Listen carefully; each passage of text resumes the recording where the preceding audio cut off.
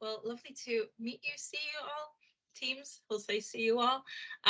It's good to kind of be here and talk about SEO. I am the head of SEO at Venn, as Luke has mentioned.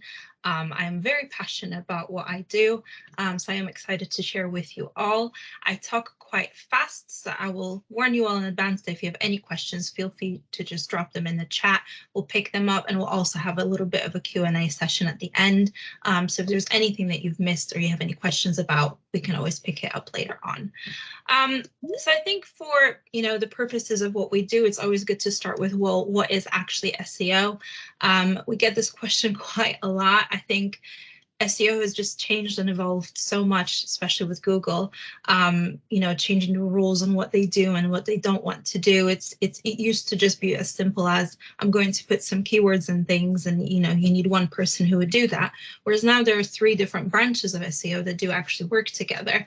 It's changed how we do content. It's changed how we do digital PR. It has changed how we design websites. And this is quite important, especially in recruitment, because a lot of people forget that it's not just about people knowing who we are, but what we do and how we do it, and that all feeds into SEO. So starting with what SEO is, we've broken it down into the 3 different, sections that they are. So starting off with technical SEO, which I would say is kind of the first step in anything that we do and anything that you would do with any website.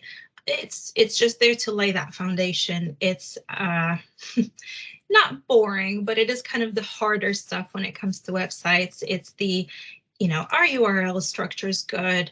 Are things linking in the proper place? Are images optimized? Are they the right size? Do they look correct? Are things uploading correctly? Is your website fast enough? There's quite a lot that goes into technical SEO, and most of the time you spend the first 3 months, for example, focusing on it. And then once you've got your website up and running, you're happy with how it works, you would then just do health checks and make sure that you don't have any 404s and little things like that. The biggest piece, I suppose, and the kind of that secondary thing that comes after technical SEO is on-page SEO. I think content used to be just very much for marketing, and it used to just focus on writing 500-word blog posts. I think that used to be the benchmark that Google gave people years and years ago. But it's really evolved so much since then. And it's so much more now about informing users and using content to have those, call to action buttons, have those little bits and pieces that we can leave for people to know where to go, that user journey, that kind of informative piece of work where we tell them this is how it works. What sector do we recruit in? How do we recruit it? How does it look to work with us? What can you expect from being with us? And what do we know about the sector that we work in? It's all those little bits and pieces that work together, whether that's your About Us page, which is, trust building, or blog posts to support that you understand the sectors that you work in, that you're up to date with all the things within that sector, or that you're working on evergreen content, which is just that always memorable and needed content that never goes out of season, which could be anything like how to write the perfect CV. It could really be anything, as long as it's informative and explains, that you know what you're talking about. And then finally, the final piece that we've got to this puzzle is off-page SEO. So this can be classed into 2 different things. This could be digital PR, so it's using the content that you've written, using your knowledge, using your brand authority, and sharing it with people and going out to media and saying, I have written this piece of content. I think it's great for your users and viewers and whoever comes to your website. Would you mind sharing it and linking back to my website? It's probably the simplest way of explaining it. Or it's as simple as going through your current links that you've got and checking that you've got the right ones. And this is kind of where it overlaps with technical SEO. It's, there's a word that goes around a lot. It's called disavow. And all it means is a lot of times you will have spam bots. You will have little, crawlers that will go across your website and just link from websites that you don't want to be associated with to your different pages, and you need somebody to go through and say, actually, Google, I don't want to be associated with that. Please take that link away. It's all part of that building authority and making sure that your website is healthy. So the way you need to think of all these 3 is they do work together. So Technical SEO lays the foundation for everything that we do. On-page SEO supports and kind of explains who you are and creates the content for off-page SEO, which then builds authority through other websites through the knowledge that you have yourself. You know, the way we kind of go about it is, and the way I want to focus this session on is looking at the content side of things and how it feeds into the technical SEO. I think a lot of people are scared of technical SEO and they think, oh no, it's all the hard bits and pieces. But I think the quickest way to look at technical SEO at a layman's term level is to look at best practices for simple things. So oftentimes the best way to get yourself out there and get started is through meta titles, meta descriptions, and H1s or URLs. Our best practice for it is to remember that these things are always tidy. This would be your first step in technical SEO, but it would also be your first step in SEO. Whatever you do, whatever time you have, always pay attention to these little things. When it comes to meta titles and meta descriptions, all it is like we've shown in the slide here, it's that little bit and piece here that you see that just shows up on Google searches. For a lot of people, it seems like they're not important, but they are actually quite important to Google and they are important to users. So meta title, which is just this section here, which is the actual URL itself, is where you want to have your keyword. So if you don't have a big keyword strategy, or you just have, you know, some basic knowledge of keywords or things that you want to be known for, this is where you would want to put your keyword. I would always urge everybody to make sure that it's not gone above 60 characters, just because what happens is Google will shorten it. It's called truncation, and it just leaves these little 3 dots at the end, which from user perspective, it doesn't create a lot of issues. But funnily enough, Google thinks that if they need to truncate something, then it's not written well, and you immediately lose, you know, SEO points, if we can call it that. Moving on, we've got meta descriptions, which is just description that we've got underneath. Now, in the past, this used to be an SEO ranking factor. It no longer is. It matters for click-through. That's what you want to focus on. You want to make sure that it's enticing, that explains what the page is about, but that it also gets people excited about you. You know, they read it and they think, okay, well, this sounds interesting. I'm going to go with these guys. And oftentimes when you have so many searches on a page, if they all have the same meta titles, you don't know where to go. You'll just kind of go based off of description. You know, does it actually tell me what they do? And do I enjoy what I'm reading? I know it seems like it's not a lot, but those 160 characters do matter. And again, if you go above the 160 character word limit, Google will shorten it, or it will decide to just remove it completely and use their own descriptions. We get this quite a lot, that people are worried, well, I've written all these meta descriptions and Google's just ignoring them. All it means is they might be just either too long or too short. So Google's decided, I'm going to use some random copy from the page that I'm looking at rather than using what you've written. And it's little tweaks like that that we need to always keep an eye on and see, well, if they've done that, what have I done wrong and how can I tweak it to make sure that what I want is there? Finally, we've got H1s. So your primary heading, I would suggest, just to keep things easy for you, keep it the same as meta titles. Meta titles and H1s should ideally be exactly the same. If you want to maybe go a little bit wilder with your H1s, that's completely fine. Just make sure that they include your main keyword. It is one of the first places that Google looks at when it comes to your page. When it reads that page, it will be the first thing that will crawl. And if it doesn't know what you do, so if you have a very fancy marketing H1 with very fancy, you know, words and some jargon in there, Google will not know what to do with that page. And to be honest, from user perspective, when they look at it, they might actually not 100% know what the page is about and decide, actually, I don't want to be here because I don't think it answers what I want, you know, to learn about. Finally, URLs. I think this is a funny one that people kind of sort of forget about and think they can put whatever one in there, or they have all of them on the same level. All that means is that you're not creating a path or a map. So your URL should ideally be short. You don't want it to be too long. You want to make sure that it includes the keyword that you are most trying to rank for, or the keyword that you've included in either your H1 or your meta title. Ideally, they should all follow the same rule and just have the same one in there. But if you want to go off base a little bit, that's fine.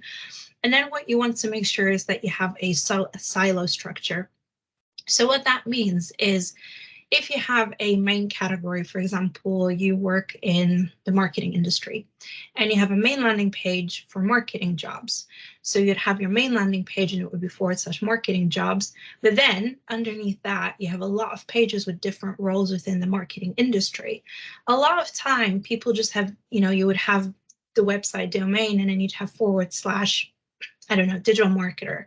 Whereas what you should really think about is having / marketing jobs /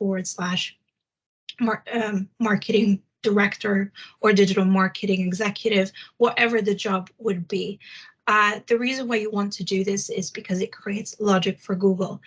Excuse me. It helps Google understand where you're going. So if I'm going to be on digital marketing executive, I've come from marketing jobs, and that's where it relates. And that marketing jobs keyword that you've put there and the landing page that it uses will relate to that digital marketing executive page, which helps it rank a little bit better for that marketing jobs or whatever relates to it. So it's creating that logical correlation between the two, and to help it to understand, not just for Google, but also for users, that if I've gotten lost on your website and I need to go back, this is the path I need to take. It just helps create that logical system. Sarah, can I ask a quick question? Sorry to interject into that as well, but obviously I've been running, and as you do as well, run crawls on people's websites. I actually sent you some information today for a website which will remain nameless at this point, but there was, I think, actually stopped the crawl at 67,000 URLs, and I'll call it 69,999 of them had duplicate meta titles and descriptions.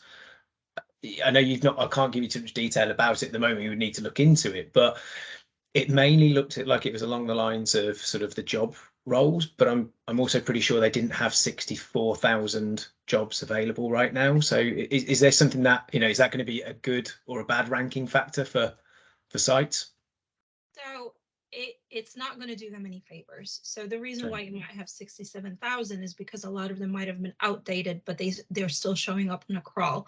So obviously a crawl will show you index and no index pages. So even if they're no longer on a website, Google may not show them in results. The crawler itself can still find them.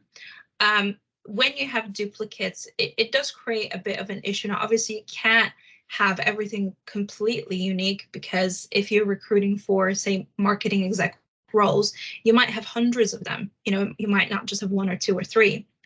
You need to kind of look at what identifier can I use. So oftentimes in marketing, people will either use the location, or they will use some job ID or something in the title itself to differentiate it.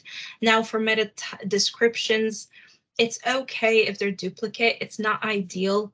For job roles themselves, I don't think it's a problem, just because you're not going to be able to get around it. But for your main landing pages, you should really never have any duplicates, because every single main landing page across your website should be unique. It should not have the same information. So when it comes to duplicates on main landing pages, always make sure they're different. When it comes to duplicates on jobs, I wouldn't worry about it too much. As long as the content on the actual page itself is different, you'll be okay. Now, if these people had the exact same content, then we'd run into a problem, because it would kind of cannibalize itself. So it'd start eating away at all the other bits and pieces. And then what happens is Google doesn't know whether it assumes that they're exact same jobs, for example, and it will start taking away authority from them and will only rank one of those jobs, and it won't show the rest of them in searches. And the reason why it does that is because it gets confused and thinks it's the same copy. It doesn't want to spam people when they search for, say, marketing executive jobs. So it will say, well, only one of these really matters, so I'm going to rank one of these, and all the other ones I'm just going to kind of maybe link to it, but I'm not going to show them in searches. And ideally, we don't want that. So yeah, hope that answers your question. Yes, it does. So moving on to our next bit and pieces when it comes to what to look out for next. It's blog posts. So this is something that we see quite a lot. Everybody's gotten into blogging over the last few years. It's become the biggest and the safest way to create content. Now, as I've mentioned previously, it used to be that 500, word blog post, news on your company, great content, done. You don't need to worry about it. We just smash out 3 of those a month. That isn't the case anymore. So Google doesn't actually rate that. You know, it's not helpful to users. It's not informative. It won't actually convert them most of the time. You'll probably see these with bounce rates. They'll come to a page thinking, oh, right, they've written a great blog post on how to write a CV. They come to your page, they only see a paragraph, they immediately leave, and you don't want that. So what we've looked at is, well, what could we do with these blog posts to make them more informative? Now, obviously you want them to be optimized for SEO, but you don't want that to be done at detriment of users. So in the past, you could do a lot of keyword stuffing. You could put loads of keywords on a page and you'd be fine. Google wouldn't care. But these days, you don't get away with that. You need to make sure that if you are using these keywords, are you using them correctly? So the kind of little bit of a thing that we've looked at, it's you know, not a magical formula, but what we found works is usually for a blog post to be informative and to give plenty of information about what you're writing about and to hide those keywords that you're trying to target, I would say they need to be at least 1,000 words long. You know, you can't cover a topic well enough within 500 or even 700 words because you need to be able to do that introduction, you know, start with your blog post, introduce it. What are you writing about? Go into the different sections of the topic that you're trying to cover. Give people steps. Give them bullet points of advice, give them links to reputable sources, and then finally conclude at the end and then introduce yourself. And, you know, this is who we are. This is what we do. Why don't you click through to other pages? We find that in order to be able to do that, you need to make sure that you have enough content, which usually will fall into that above 1,000. You know, oftentimes blog posts that perform really well are in the 2,000, 3,000 region. And those are those long evergreen guides that just never, ever go out of seasonality. They're always important. So what we would always kind of push for people to do is look at what relevant and trending topics you're finding at the minute. You know, don't force content based on what you do. Just because you recruit in marketing and all you within that marketing industry, you recruit only in certain areas of marketing.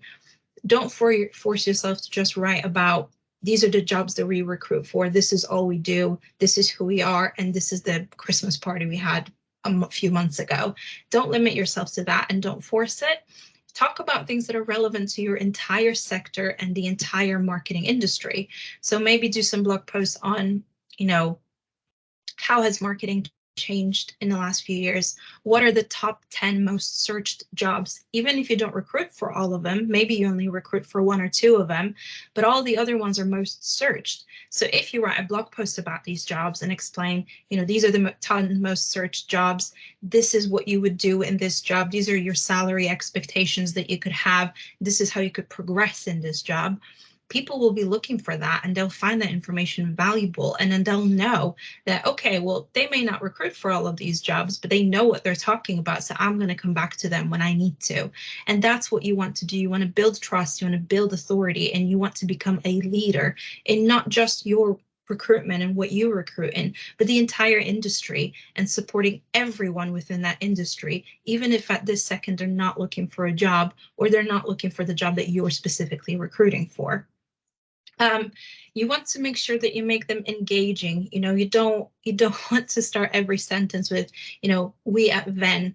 I wouldn't, you know, whenever I see that, I always get a bit conscious about it. Don't start everything with, you know, we at whatever and here at, or, you know, the way we do this. It's not all about you. You need to serve the users. Mention yourself at the end of the blog post and say, you know, if you've enjoyed it, why not? You know, we've written about these 10 most searchable marketing jobs. Why not go to our marketing landing page and see what we're recruiting for? Maybe there's a job there for you. Or if you're a business, do you need to recruit somebody into your marketing team? Give us a call. It's things like that that you want to mention at the end after you've given them all of that information. When it comes to those keywords that I've mentioned, you need to place them in the copy in a very kind of natural way. Most of the time when you are writing an informative blog post, they will naturally show up. You may not need to do loads of keyword research. As long as you know that you're answering the questions that people have searched for, your keywords will come naturally out of the text. I would urge people not to get too hung up about, is my keyword in the correct place? Have I got it in there the correct number of times. There is no magical formula to this, and with the helpful content update, which we'll touch upon later, Google actually frowns upon people getting a bit too methodical about what they do with those keywords. So make sure that they are in there, use different variations of them, spread them out across your copy, have them in your headings especially, and maybe at the beginning of each paragraph, but don't make it obvious that you've tried to optimize your content. You don't want users to feel like you've just written this for SEO, even if you have. Sarah, yeah. So we've actually got a question here from Duncan, just saying he's a big fan of LinkedIn newsletters, seems to perform better than our actual website. Yeah. Can you copy the content from this to your website without affecting SEO? You can't. Unfortunately, no. There you go, Duncan. No. Unfortunately, you can't. It does come up quite a lot, and it goes back to that thing I've mentioned yesterday, before, is that Google doesn't, despite having dates on things and knowing that one piece of content came from your website and one piece of content came from LinkedIn, back in the day, what you could do is you could copy the entire thing and at the end just link to it and say, this is where we originally got the text. Whereas now what Google expects you to do is it wants you to have completely original content. So what you would have to do is take your blog post or your newsletter that you've written on LinkedIn. You'd have to write the same thing just in different words, and then potentially link to the original source, but not in an obvious way. So just somewhere in a text, you'd hyperlink it and, or do a summary and say, we've written this piece of content. This is what it's about. If you want to read more about it, click through to read the entire thing here. Unfortunately, Google's trying to just kind of stop that copy and paste behavior.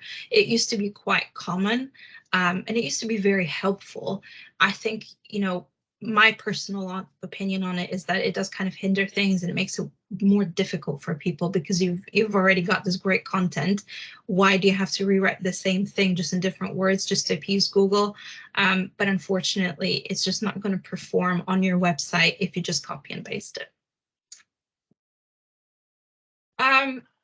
Sarah, excuse me, sorry, just before you move on, Sarah, might as well tick off Hannah's question as well. It's actually a really interesting question. Excuse me. So Hannah said with blog posts and authority building, I think in general, is it worth creating them as the company or for consultants, as in like ghostwriting for consultants and using them as what I imagine is like the writer of the blog? Like, does that impact authority at all when you see that your website has all these different authors to blogs?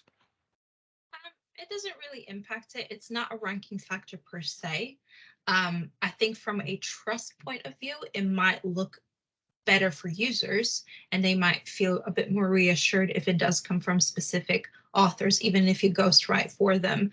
As far as Google goes, you're not going to get any penalties or you're not going to have any issues if it all is under one author or like a company generic account. It's not a problem to Google. From a user perspective, it is always nicer when you do have different authors, specifically if you've got, if you're recruiting, say, in 3 different fields, marketing, digital marketing, and SEO, and you would have different consultants that focus on a specific field, and then you'd have blog posts attributed to them. You can always link it that way, and it kind of looks nice, and people will know that, okay, well, this author, they recruit in SEO, and all the blog posts that are about SEO usually are written by them, so I'll go check that out.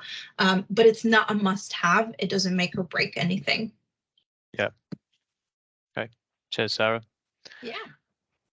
I think, from kind of thinking about it a bit more, it's just that it's that trust, it's no longer written just for search engines, it is for users. So, link to where you can, like we've just talked about it. Even if you've written something elsewhere, always link to it. Make sure you kind of have that linking habit, linking off to your different services or related sectors, different related pages across the website. Always do that, whether it's through a call to action or just a link in the text. It helps people to get around your website, helps keep them there, and it helps to kind of make sure that they have that journey. They may not always where to go. They've read a blog post and what happens now? Well, you could have, I don't know, have a download for a white paper at the bottom of the page, or you could say, why not get in touch with us? There's different things you can do. I think with getting them to contact you instantly, it's always a bit harder because they kind of feel like, well, I've just read a blog post, I'm not ready to contact. but I could download a white paper, or I could sign up to a newsletter, or I could potentially go to your services page and read about what you do or the different industries and sectors that you work in. So make sure that you have that in there. I think from kind of little bits and pieces you can also add to elevate your content and make it stand out above your competitors is making sure there's imagery. We are visual beings. It is easier for us to digest content if we can see different images, if it's broken up. Even things like formatting, I know it doesn't seem like a lot, but it does mean a lot to people when they have those bullet points and those 1, 2, 3s, even colors or bold text.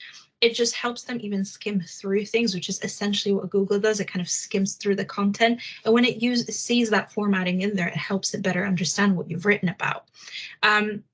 And that kind of feeds into our structure and readability. Are we using that to make it easy for people to read, easy to understand what it's about, or potentially to just skim it?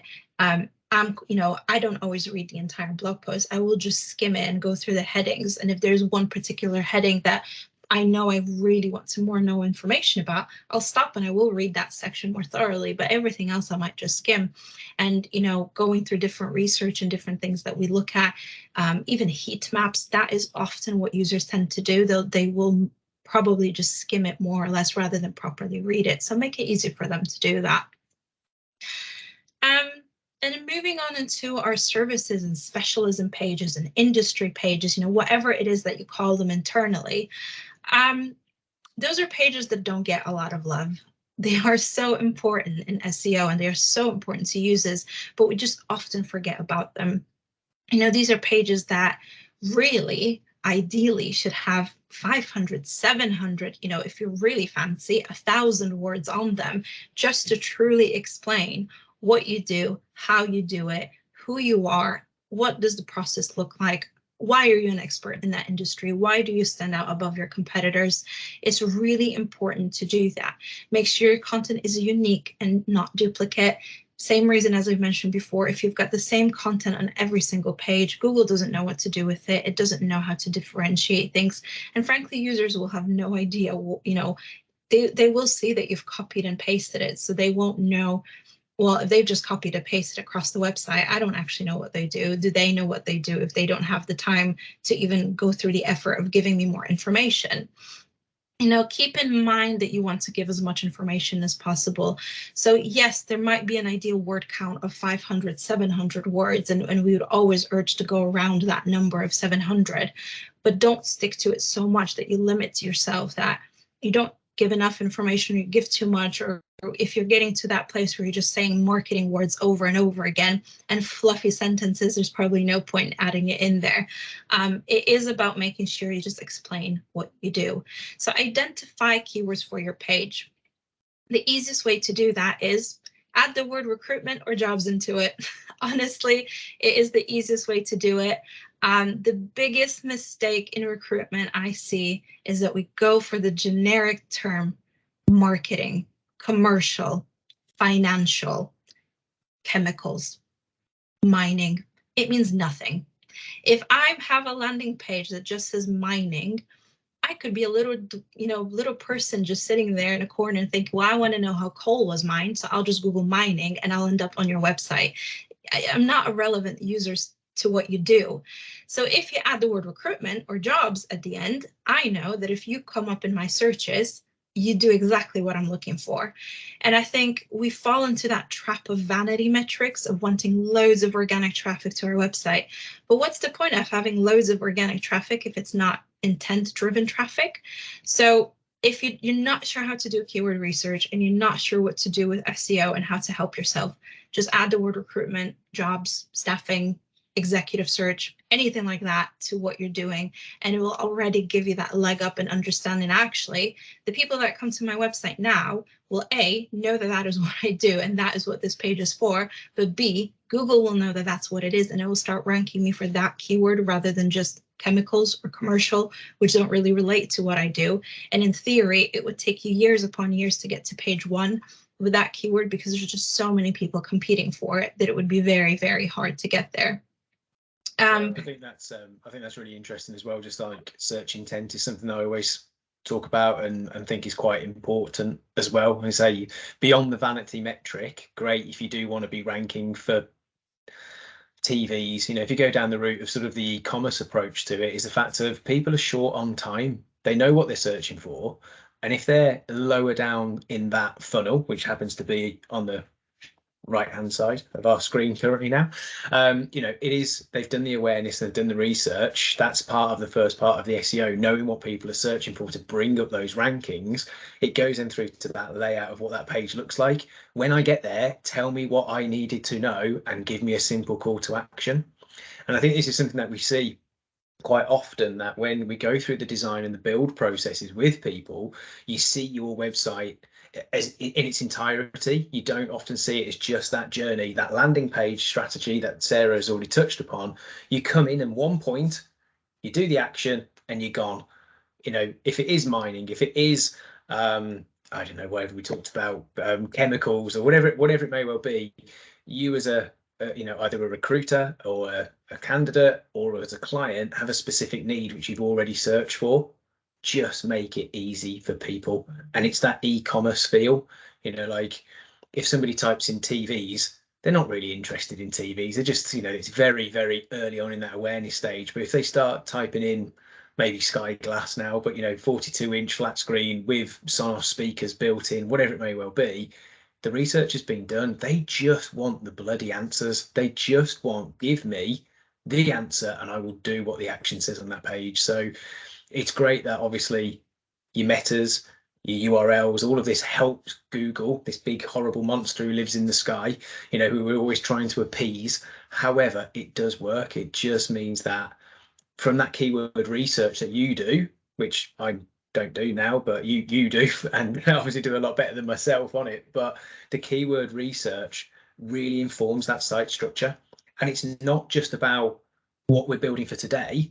You know, you introduced me again and I had actually forgotten about it because there are so many tools out there, but Google Trends, has the trend changed? Just because your CEO knows your business and knows the industry really well doesn't mean they know what they're searching for. You know, built environment is a sector, but what part of built environment? Do people type in jobs in built environment, or are they looking for the jobs that are within the built environment? The roofer, the builder, the architect, I don't know, you know, what specialisms are there? If that's what their searches are going to be, just give them the right page, give them the right information, make it simple for people. So I think it's a really interesting point, and I think, you know, that's where we take a lot of the inspiration from, you know, from e-commerce as well. Think about whatever you do to make it just nice and simple for people, really. It does.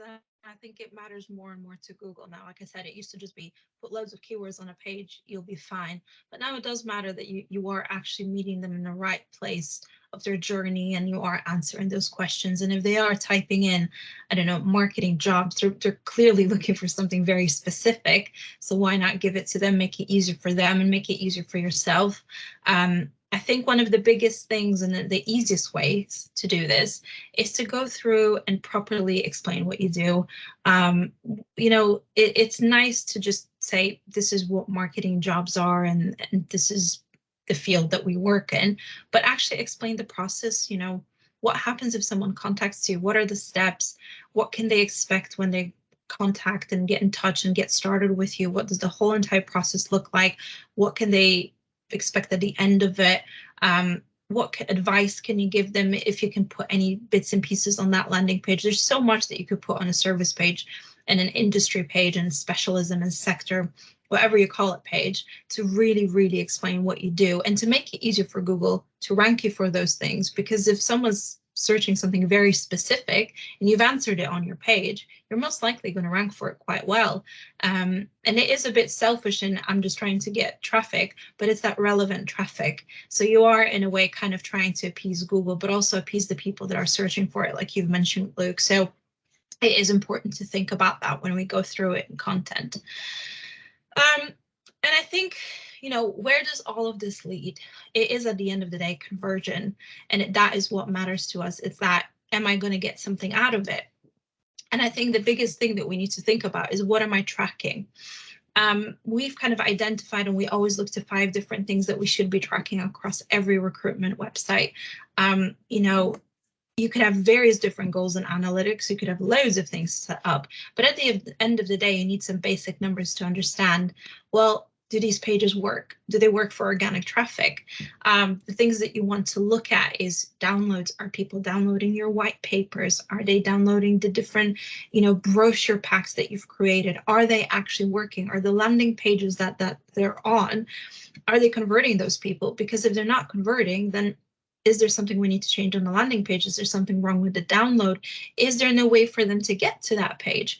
Sometimes you'll have an orphan, which is just a landing page you've created, but there is no link to it anywhere.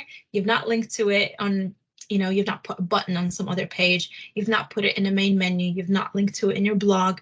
There's just no way of getting to it. It exists, and you may have mentioned it in your email or on your social media, but if somebody found it organically and they just ended up on your website, they will not be able to get to it. So it's making sure we have those connections, and we're kind of looking at, well, have I made sure that it's visible and easy to get to? Are people able to download things? Are they downloading at all? It's registrations, are they registering for my website? Are they registering for alerts? Are they interested in that content? Does my audience respond to that? Contact us. Are customers contacting me? Are they getting in touch with me because they want me to recruit for them? Or are people just constantly contacting me because they're confused about things? How am I using it? What am I getting out of it? Are the contacts going up or down? What is the trend with organic traffic? CV uploads, quick CV drop-offs, anything like that. You want to make sure you're tracking that and you understand how users are responding to it. And finally, applications. Are they applying directly on my website? Or is everybody just on LinkedIn now? Now, ideally, we want to remove them from LinkedIn, and we want to be able to be found on just searches. We want them to get to this page organically. And the way to do that is, again, just look at that organic traffic and track these 5 metrics to understand whether or not I'm getting anywhere with my content and whether or not it's reaching people through organic traffic. And then kind of going back to content, and something that we've touched upon is that helpful content update. It ties into everything that we've talked about in content that Luke and Connor have mentioned as well. It does not matter anymore to Google that you want to write about 1,000 different topics if you're just going to skim over the top. It's starting to be considered a bit of a black hat SEO trick, which black hat essentially just means it's a bit underhanded. It's a bit of trying to trick Google into getting you to that page 1. It's just judging your website a lot more harshly. It used to just be, have you got your meta title? Have you got your meta description? There used to be a metric called meta keywords that used to be used. It's no longer used. And you use those things and Google thought, fine, great. These people do exactly what people are looking for. But now is the content good? Are you talking about complex topics? Are you talking about things that matter to you users? Are you taking the time to learn what they're searching for? Are you taking the time to look at the trends, the news, the entire industry that you work in, but also the entire industry that these people work in? Are you giving them relevant tips? Obviously, now we're all, we're post-COVID.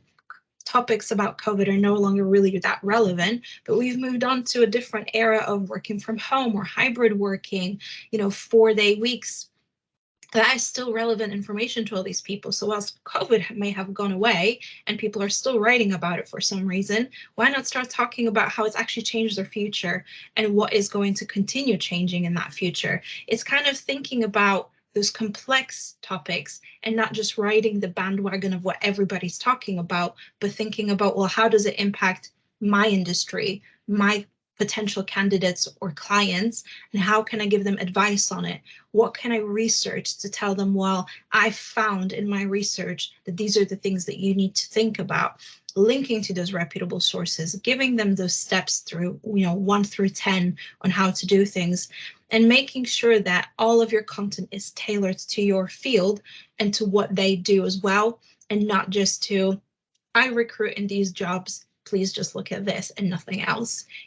Showcase that you have some knowledge in other areas as well, even if that means you spent 3 days researching the topic because it's new to you. It's still kind of making that connection and giving more content and more explanation to everything that you write on your website. And the reason why this matters, Luke, you look like you want to say something. Sorry, yeah, there was just actually a couple of questions that had popped up actually. So Duncan, I've obviously got your question. I don't want to hate saying this, but we'll take that one offline. The reason why I'm going to say we'll take that one offline is that we do through our performance team. So Steph, who's not on the call today, does a lot of reporting back for a couple of other clients as well, whereby we are looking at what downloads are coming through and how we weed out an almost lead score some of the leads that come through. So if you can allow me to come back to you on that one, Duncan, that would be great. Sean, you also asked a question about, does non-evergreen content eventually become negative/irrelevant for SEO? For example, UK recruitment trends in 2015. Should these types of blogs be removed after a couple of years as a general cleanup of a website? Yep, so that's an excellent question. Definitely do some cleanups. I would say at the end of every year, just have a bit of a check of what's going on. I've recently looked at a website that had blog posts from 2009, which was shocking. It was so old. It was just 3 sentences. There was no point to that page ever existing. However, what I would say with your seasonal content is update it. If you have written a blog post on trends for a certain year, or you've written a blog post on, how to survive COVID, you can still update those things and give them more, say, I don't know, COVID's passed now, but how has post-COVID, what has it done to your industry or to whatever you're doing? Top trends in 2015, how have they changed? Just do a blog post on top trends in 2023, think future. I think the easiest way to go around it is think about, well, what's going to happen next year? If you're writing a blog post at the beginning of the year about the year that you're in now, just come back to it in a year or two and just update it. There's nothing wrong with updating content. And actually, it is going to look good for Google because it means that you're checking your content, you're making sure that it's still relevant, and that if you notice that it's no longer relevant, you're updating it to be more relevant. Bit of a cheeky way, but just change the date on it. So if you've changed the information in it, just update the date, make it look like you've published it now, even if the date. I thought you said no black hat stuff to stop confusing Google. Let's not start giving away the bad advice as well there, Sarah. Come on. It's not black hat as long as you've updated a copy as well. If it's still relevant and if the information hasn't changed and you're 100% sure that it hasn't changed, you're okay to change the date on it. But I would advise going over your content every few years and saying, can I just delete some of this? Is it helpful? Does it matter what we did for Christmas 10 years ago? Probably not. We can just delete it. But if you have a great piece of content that you've put so much effort into to look at some trends, just update it to make it more relevant, and Google will appreciate that. And so will users. It does show up, I think, on Google sometimes that in searches that says that it's been updated on a certain date, and it is helpful because then people know that you are looking after your content. Sarah, just question on that whilst we're on the topic, and it probably draws on Sean's second question to that, where he's mentioned about removing every 2 to 3 years as a general cleanup. So obviously Sean's used the example of like recruitment trends in 2015, but how far back therefore do you feel like you should do a cleanse of your old existing site content until it becomes irrelevant? 2-3 years. Yeah, right. Yeah. I would say 2-3 years probably. And even evergreen content, even though it doesn't go out of style and it always does matter, there's always an opportunity to review it and see if there's anything you can add to it or remove from it. Because obviously, even with evergreen things, a lot will change. You had a blog post on how to write the perfect CVs, but even in my experience, CVs have changed so much in the last 10-15 years.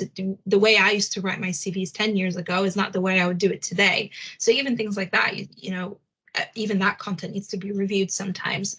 But yeah, if you've got things that are more topical or seasonal, I would say go back and, anything that's from 2-3 years ago-ish, just have a review, see if there's any point to it, or if you can update it. There's always opportunity in older content. We forget what we've written, especially as marketing people. You get into the kind of habit of making sure you have scheduled content every month or every week even, and then you end up with just thousands of blog posts that really you could go back in time and merge some of them into one big guide, for example. That's a good way of reusing your content, is just make a big guide. If you've written 5 blog posts on the same topic over the last 5 years, why not just merge it into something and use it as a white paper, for example? So there's always that opportunity, and it's just a good habit to get into to review that older content. As far as ranking factors go, I think we've kind of covered that and we've talked about it a little bit more. You know, it's making sure that everything you've written has meaning, it's relevant to what you do, and it's relevant to the users you're trying to target. Quality. You don't want to have loads of blog posts if they're just all poor quality. It is so much better to just have 3 really meaningful pieces of content that will perform over time, rather than just writing loads to make it seem like you're, you know, always on top of it. Usability, it's how they get around your website. Are you linking to things properly? Is it easy to understand your menu? Is it easy to get through to sign up to an email? Just make it easy for them. If you're not able to get around and you get confused yourself, it's really, really likely that so are they. And give context to everything that you do. You know, make sure everything on your website makes sense. It's not just there because you want to rank for it. There is a reason for it to be there. You know, all of this that comes down to, it's things like all of these things working together to make sure that, you know, you're optimized for keywords, your domain authority is high, you have a secure website that people are not going to get spammed from, you have a mobile friendly and responsive website, that your technical SEO is spot on, your user experience is great, readability is easy. If somebody has any disabilities and visual impairments, they can still see your website. If you have tiny text or it's just gray on gray, it's probably not going to be able to read it easily. Make sure your page speed is fine, that you don't have loads of massive images, you don't put loads of content on that page. It's just redundant to make it look padded out. You know, just think it through. Think it through as if you were criticizing somebody else's website. If you're trying to buy a TV or a laptop, you want to be able to find it very easily, right away know what it does, and right away see and compare the different prices for different, say, laptops that you can find on that page. So you kind of need to think of it like a commercial business. You know, what if I was in e-commerce? Would this make sense? Would people be able to get around here? Would they be able to get to where they need to? If they can't, it's most likely that Google will say, well, if you can't get around it, users can't get around it, that I don't think it's worth it ranking very well. And it's just going to make your website rank lower and lower, or for less and less keywords. And finally, on what you should be measuring and why. I think, you know, we've touched upon this. There's a lot of vanity metrics. So for me, vanity metrics might be things like sessions, you know, branded keywords. It's great if you rank for every single keyword variation with your brand name in it. But if people already know that and they're searching for your brand, they're either repeat customers or people that have heard review, or it could be your internal team even searching for it if you haven't blocked their IP in analytics. So make sure that you're ranking for things that are non-branded. You don't necessarily need to have your, you know, brand name and everything. Make sure that you rank for things that are high intent. It's great if you're ranking for generic terms, but you're probably not going to be on page 1 for them. And they may not necessarily be looking for a job. Someone might just be learning to, you know, I want to know what a marketing director does, because in 15 years time, that's what I might want to do. I might be doing a research paper on it. You want to make sure it's someone actually looking for a job, or actually looking for a recruiter, or for some help with recruitment. Just make sure you look at intent keywords. So those keyword increases, new keywords that are showing up, and making sure that they are keywords that matter to you. It's that organic performance, so tracking content that you've updated or content that's new with that SEO thinking in mind. Is it actually showing up in organic searches? It might have loads of people coming in from social media, but you need to make sure it's organic traffic that it ranks for. Sessions and new users, whilst they're great, it is sometimes a vanity metric. So always make sure you focus on your conversions and your goals, which is those kind of 5 goals that I would suggest I was looking at. Are people actually doing it? Now with blog posts, they are very hard to convert. They're usually just that first piece of the puzzle. So you can always look at different pathways. You know, did someone from the blog post click through to another page and convert there? It's always worth looking at that. So if you're using, you know, analytics or tag manager, you will be able to see the pathways people took, and just look at their sessions. You know, are people actually clicking through and deciding, oh, I'm going to convert somewhere else based on this blog post I've read. And finally, health scores. Core Web Vitals really matter to Google. Your website needs to load fast. You need to have a good position. Things cannot be, you know, wonky on your page. If I go on your page and, you know, I'm reading text and there's an image loading, and then that image finally loads and pushes all the text down, so I have to now scroll down to find that text again, Google actually will mark you bad for that. You don't want to do that. You will fail Core Web Vitals if you do that. So do kind of focus on usability of your website and whether it's fast enough, whether things are loading correctly, don't have any broken images. Just make sure that you're focusing on those little bits and pieces like usability and user experience for them. And finally, some different tools that you can use to help you with all of that. So there are a few tools that are paid tools that they might take a little bit of investment, but we think it's worth it. So Ahrefs and SEMrush will be those tools that they are paid for, but they're really, really worth it. So Ahrefs is great for technical SEO. It will tell you all the things that are wrong with your website, what you need to fix, what URLs need fixing, how you can fix it. They have loads and loads of resources and tools to help you do it as well if you're kind of a novice to it. It's a wonderful tool that also gives you a health score, which is an industry standard health score. It is Google certified. People will mention this quite a lot. And if someone works in technical SEO, they should have heard about Ahrefs health scores because it is a standard that we do tend to use. SEMrush is excellent for keyword research, especially if you're looking at queries that people are searching questions. What are people asking about marketing jobs? Easy. SEMrush will tell you. There's loads of information about it. It will tell you how many keywords you're ranking for. What are your competitors ranking for? What can you steal from your competitors? It's a really, really good tool to kind of get you started and helping understand, well, what could I write about and where do I need to improve? Screaming Frog, Luke mentioned this before. It runs crawls. It's very, very technical. I would say probably more for some a little bit advanced users that want to use it. Because it's an investment. If you are going to invest in it, you probably need to really understand the basics of technical SEO, just because it gives more information such as schema and JavaScript and CSS, which won't mean a lot if you don't have some dev experience, but it is an amazing tool for really getting to the nitty-gritty of every single website and understanding every single URL at a very, very deep level.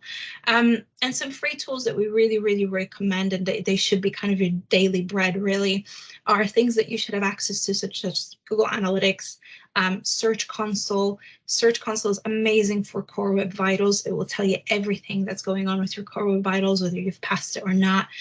Page Speed Insights. It's also a Google tool. It will give you more information about your Core Web Vitals. It will give you more information about your page speed. It will tell you what pages are suffering, where you need to look at. It will also give you links to a little bit of guides of what each thing means to kind of help you understand. And then finally, my favorite little tool is the SEO one-click tool. It's just a simple Chrome plugin. It's free. It's perfect for just having a quick check. All you do is you install it in your Chrome. You click on it on the page that you're on, and you could do this on any website across the entirety of the internet. And it will tell you the title, description, the URL, whether you have a canonical. You can click through on the different tabs and you'll be able to see what the headings are. Do you have headings? Are they optimized? Is your H1 your H1? Have you got 3 H1s? So maybe you need to remove one of them. It's really, really good for just kind of quick checks if you want to understand and see where things are up to. And it's one that's really nice to use if you need to, you're looking at a competitor and you say, actually, I feel like someone's ranking on page 3 and you really like this piece of content. You can be a bit cheeky and through this tool kind of check what the tech SEO or the basics of the SEO are on that page and see how you can inspire yourself to maybe potentially do the same with your work. Well, I think I've just about managed a minute before 4 o'clock to go through everything. I don't know if anybody has any questions, if there's anything else.